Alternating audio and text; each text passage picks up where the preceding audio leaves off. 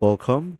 This is how to disable camera in lock screen iPhone.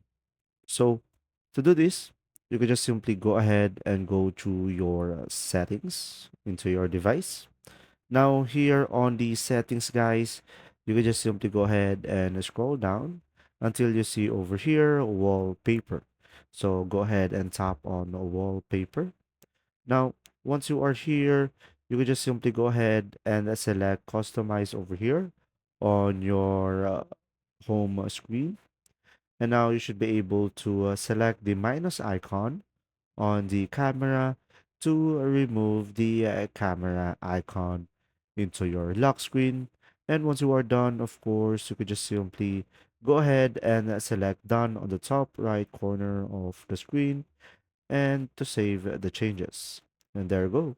If you found this video helpful, please like and subscribe. And if you have any questions, just simply go ahead and comment down below, and we will do our best to answer them all.